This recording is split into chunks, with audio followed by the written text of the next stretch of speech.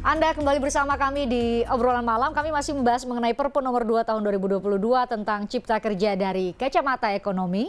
Nanti kami undang narasumber-narasumber dari kacamata ketatanegaraan di lain kesempatan. Kami spesifik bicara mengenai dari kacamata ekonomi. Kami undang Kamar Dagang Indonesia, ada Wakil Ketua Umum yang bergabung, Pak Sarman. Dari sejumlah pasal yang ada poin-poin yang mungkin Anda kritisi, ada poin-poin yang mungkin Anda apresiasi secara objektif. Apa saja? Mungkin kami juga punya beberapa pasal yang sebenarnya menjadi sorotan dari Kadin. Iya, sebelum saya jawab langsung ya, saya juga ingin cerita ya bahwa ketika Undang-Undang Nomor 11 Tahun 2020 ini diundangkan dalam hal ini, tentu kan kami dari pengusaha ya sangat-sangat merespon pemerintah dengan positif karena ini kan menjawab berbagai tantangan daripada benang kusut investasi kita yang selama ini sangat-sangat tidak produktif. Ya, banyak sekali perizinan-perizinan kita itu yang tidak jelas, apalagi pusat dan daerah. Tapi dengan adanya Undang-Undang Ciptaker ini kan mampu menjawab apa menjadi harapan dunia usaha dan investasi. Tapi ini kan baru berjalan setahun, di mana pemerintah baru menyusun PP-nya, tiba-tiba keluar yang namanya keputusan Mahkamah Konstitusi yang menyatakan bahwa harus direvisi, harus di penyempurnaan dalam jangka 2 tahun, dan selama 2 tahun itu selama belum direvisi, pemerintah tidak boleh mengeluarkan yang namanya aturan turunannya. Jadi ketika MK memutuskan tanggal 25 November 2021, hingga saat ini satu pun tidak ada yang namanya aturan turunan Cipta Kerja yang turun. Jadi bisa kita bayangkan dari 10 klaster, banyak sekali aturan-aturan teknis yang tidak ada. Jadi memang kekosongan hukum itu betul. Dan saya masih ingat, halo? Ya, masih kami dengarkan dengan baik. Dan saya masih ingat, saya pernah ngomong ke media ketika keputusan MK itu turun, kami menyampaikan waktu itu, mudah-mudahan tidak sampai 2 tahun. 6 bulan kalau bisa pemerintah mampu merevisi ini, lebih cepat, lebih baik. Karena apa? Karena kita kan belum merasakan efektivitasnya, baru mulai dalam hal ini. Tapi sudah ada keputusan MK.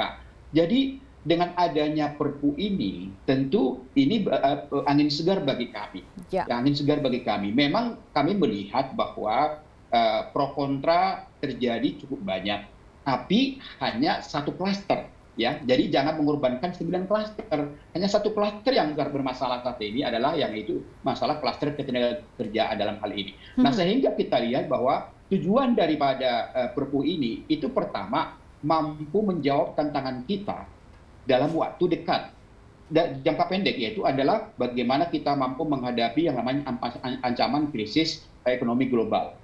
Jangka menengah dan panjang sesuai dengan tujuan daripada Undang-Undang Cipta Kerja ini, yaitu adalah menciptakan lapangan pekerjaan kepada seluruh anak bangsa secara merata dan merangka mewujudkan kehidupan yang nyata. Oke, ini berarti jawaban atas pertanyaan Mas Yose tadi ya. Apa sih landasan filosofis dibuatnya atau diterbitkannya Undang-Undang Cipta Kerja yang sekarang sudah menjadi atau diubah dengan Perpu Undang-Undang Cipta Kerja, Perpu nomor 2 tahun 2022? Iya, tujuannya kan jelas kan. Tujuannya adalah menciptakan lapangan pekerjaan ya bagi seluruh masyarakat Indonesia secara merata dalam rangka memenuhi hak atas kehidupan yang layak. Itu tujuannya dalam jangka menengah dan panjang. Tapi jangka pendek adalah bagaimana kita mampu menghadapi ancaman krisis ekonomi global ini. Karena apa? Kami juga dari pengusaha juga menyampaikan kepada pemerintah supaya responsif terhadap dinamika yang terjadi dalam ekonomi global, sehingga pemerintah mampu mengadopsi dalam bentuk kebijakan yang pro bisnis dan pro dunia usaha yang mampu memperkuat posisi ekonomi kita untuk menghadapi ancaman krisis ekonomi ini. Sehingga kita mampu menghadapi dan melewatinya dalam hal ini. Nah, itu menjadi harapan kita. Nah, tentu Bang begini, Mbak, bahwasanya kami dari pengusaha memang belum semuanya memahami isi daripada Perpu ini. Dalam hal ini, kami menunggu adanya sosialisasi daripada pemerintah. Ya, walaupun ada beberapa pertanyaan kami, misalnya dari dunia usaha terhadap beberapa pasal, misalnya pemerintah. Ya, misalnya contohnya misalnya begini ya. Yang sangat ramai dibicarakan di kalangan buruh misalnya, UMP misalnya. Nah, di sana kan ada kata-kata yang memuat bahwasanya dalam keadaan tertentu pemerintah dapat menetapkan formula penghitungan upah minimum berbeda dengan aturan dalam pasal 88. Jadi artinya bahwa sudah ada rumusnya formulanya, tapi dalam keadaan tertentu pemerintah mampu bisa di luar itu. Nah kayak gitu kan bagi kami kan juga ketidakpastian dalam hal ini. Nah ini kan contoh-contoh yang perlu dijelaskan oleh pemerintah kan nantinya akan diatur dalam peraturan pemerintah dalam hal ini. Makanya dalam hal ini kami dari pengusaha sangat berharap, mudah-mudahan juga nanti Mas Johannes Joko juga bisa menyampaikan bahwa kalau kita bicara masalah ketenagakerjaan, aturan ketenagakerjaan, apakah itu MP, masalah hari libur, masalah upah dan lain-lain, tidak bisa hanya diputuskan oleh pemerintah. Tapi harus hadir di sana unsur pekerja, harus hadir di sana unsur pengusaha, supaya kita memiliki suatu rumusan yang sama, formula yang sama, regulasi yang sama. Karena kalau kita bicara masalah ketenagakerjaan, itu tidak bisa hanya menguntungkan buruh. Kami juga tidak mau hanya menguntungkan pengusaha, tapi bagaimana supaya ini balance gitu loh. Win-win solution ya. Betul. Kepastian bagi buruh itu untuk bekerjanya, ya kan? Kepastian bagi pengusaha untuk melaksanakan daripada usahanya masing-masing. Jadi tidak bisa misalnya seperti upah. Jangan sampai misalnya bagi kami pengusaha menyampaikan siapa yang menetapkan, siapa yang bayar. Misalnya kan begitu. Ya kan? Bahwa kesejahteraan buruh itu harus kita tingkatkan setiap tahun, iya. Tapi harus juga sesuai dengan kemampuan dunia usaha dalam hal ini. Tidak bisa misalnya sementara naik 15%, 20% seperti dulu. Kemampuan dunia usaha bagaimana? Nah ini contoh-contoh misalnya. Tapi kami dari pengusaha kan menyambut posisi Perpu ini, tapi mari kita duduk bersama dalam merumuskan berbagai aturan-aturan di bawahnya. Gitu. Mas Johannes, apakah ini yang menjadi salah satu juga jawaban? Kalau kita tetap menunggu proses berdasar putusan MK Undang-Undang Nomor 11 Tahun 2020 kan prosesnya hampir 2 tahun, proses legislasi, sementara butuh aturan-aturan turunan yang menjelaskan salah satunya tadi indeks tertentu misalnya, salah satunya yang dipermasalahkan oleh Kadin, perlu sosialisasi dari pemerintah. Itu kan berarti sebuah undang-undang kan butuh peraturan pelaksana di bawahnya. Sekarang berarti Perpu menunggu masa sidang pertama nanti di DPR, ketika diterima oleh mayoritas misalnya di DPR, maka bisa dilakukan dibentuk atau diterbitkan peraturan pelaksana. Ya, itu yang menjadi jalan keluarnya. Itu yang salah satunya menjadi tujuan. Ini kan ada pertentangan kan, Mbak. Sektoral klaster tadi udah jelas disampaikan oleh Pak Sarman. Janganlah permasalahan satu klaster ini akhirnya membumi hanguskan klaster lain yang sebenarnya sudah bisa diterima dan memang berguna begitu. Lah, ketika kita bicara klaster ketenagakerjaan itu sudah menjadi klasik antara tarik-menarik antara kepentingan buruh dengan kepentingan pengusaha. Dan spesifik soal UMP saja itu tidak selesai. Iya, UMP itu kalau kita mau melihat, ini kan saya ada catatannya, PP 78 tahun 2015 itu UMP itu ditentukan dengan berdasarkan adanya growth plus inflasi. Perhitungannya di situ. Tetapi Undang-Undang Ciptaker itu memberikan parameternya antara pertumbuhan, jadi kenaikan itu berdasarkan pertumbuhan ekonomi atau inflasi. Mau dengan dua skema ini, di satu sisi kalau kita pertumbuhan dengan inflasi kita dianggap pro pekerja, teman-temannya Pak Sarman pasti akan teriak gitu. Tetapi kalau kita menggunakan yang PP Undang-Undang Cipta Kerja PP 36 2021 itu turunan dari Undang-Undang Cipta Kerja, teman-teman buruh yang akan teriak. Maka Perpu Ciptaker ini itu adalah aspirasi menerima masukan aspirasi dari berbagai pihak.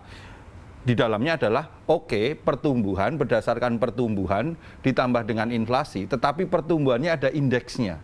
Indeksnya berapa, bagaimana detailnya, turunannya seperti apa, disitulah sebenarnya ruang yang dibuka oleh pemerintah nantinya antara pengusaha dengan buruh untuk dia mencari celah-celah, titik-titik agar ini bisa dikunci bersama begitu.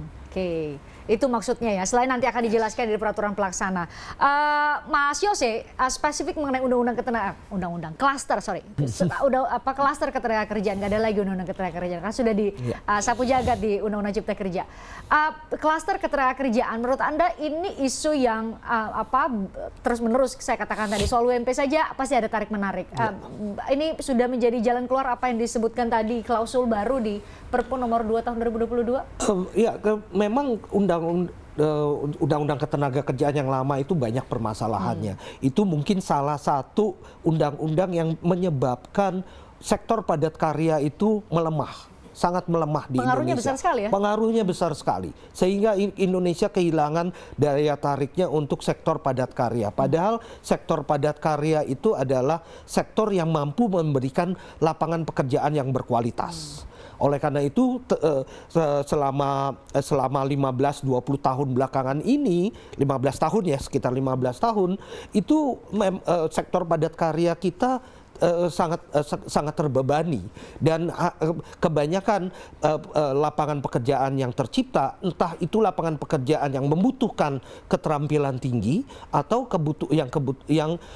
yang tidak memberikan lapangan pekerjaan yang berkualitas. Oleh karena itu memang ini sangat penting sekali. Permasalahannya adalah sekali lagi Perpu ini malah menimbulkan ketidakpastian. Dengan Cipta Kerja kemarin ini sebenarnya sudah ada kepastian yang lebih baik.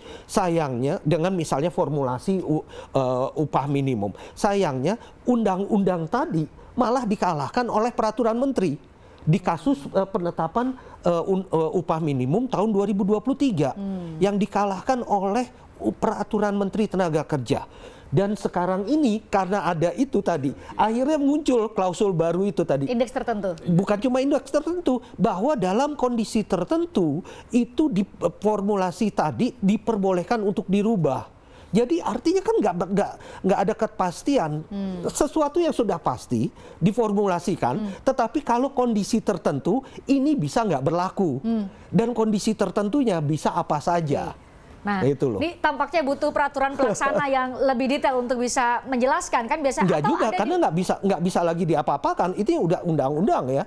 Mas Artinya Yose ketidakpastiannya itu memang sudah akan terus-menerus ada, malah lebih meningkat lagi ketidakpastian tadi. Oke, saya akan tanya, tampaknya banyak sekali suara-suara Mas Yose, banyak sekali suara-suara spesifik soal klaster ketenagakerjaan, spesifik mengenai tadi dari kacamata ketatanegaraan, banyak sekali suara. Apakah ini bisa diakomodir? Karena kan sebuah undang-undang bisa direvisi atau termasuk juga Perpu bisa direvisi tentu bersama-sama dengan DPR. Apakah itu dimungkinkan ketika ada diperlukan penguatan atau perbaikan? Jangan dijawab dulu, saya harus jeda. Usai jeda di obrolan malam saya akan bertanya hal ini dan semoga dijawab oleh Mas Yose sesaat lagi. Tertarik dengan diskusi saya dengan para narasumber? Saksikan obrolan malam dengan topik-topik menarik lainnya. Jangan lupa subscribe ya channel YouTube Berita 1. Like, komen, dan share video ini ya. Terima kasih.